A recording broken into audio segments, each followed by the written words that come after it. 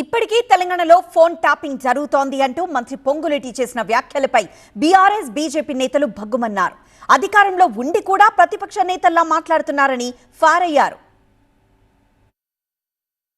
తెలంగాణలో phone tapping అంశంపై ఓవైపు సిట్ విచారణ జరుపుతోంది. కేసీఆర్, హరీష్, కేటీఆర్ సహా పలువురిని విచారించింది. ఈ కేసు ఇంకా కొనసాగుతుండగానే ఫామ్ హౌస్ లో ఇంకా దొంగచాటుగా ఫోన్లు వింటున్నారని, దీనిపై సమగ్ర దర్యాప్తు జరపాలంటూ మంత్రి పొంగులేటి చేసిన వ్యాఖ్యలు దుమారం రేపుతున్నాయి. ఇప్పుడు కూడా చేస్తున్నారు. దీన్ని బట్టి ప్రభుత్వం సీరియస్ గా తీసుకుంటుంది.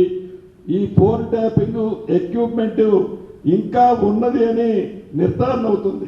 ఎన్ని ఎక్విప్మెంట్లు ఏ మామిడి తోటలలో ఏ ఫామ్ హౌసెస్లో ఎవరు ఇంట్లో ఉండి ఇంకా దొంగతనంగా ఈ ఫోన్ ట్యాపింగ్లు ఎంతమంది వింటున్నారో ఈ ప్రభుత్వం ఎంక్వైరీ చేసి వారిని కూడా చట్టరీత్యా తగు చర్యలు వారి మీద కూడా తీసుకోవడం జరుగుతుంది.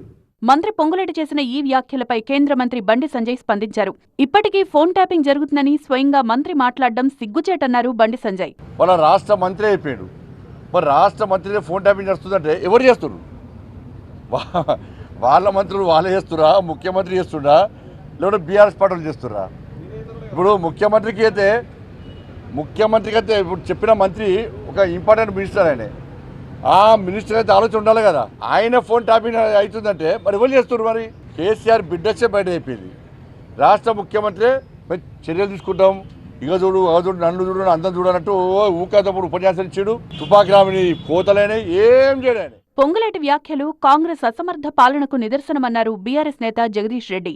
రాష్ట్రంలో ఉన్న మంత్రి కూడా బీఆర్ఎస్ వాళ్ళు ఇంకా మా ఫోన్ ట్యాప్ చేస్తున్నారు అని చెప్తే, అంటే అంత పనికిమాలిన ప్రభుత్వం అని మీది, అంత దద్దమ్మ ప్రభుత్వం అని, ఈ మాత్రం పోలీసింగ్ లేని ప్రభుత్వం అని ఒప్పుకుంటున్నారు మంత్రులే స్వయంగా. మీ హోంమంత్రి ఒక చేతగాని వాడని మీరు ఒప్పుకుంటున్నారు.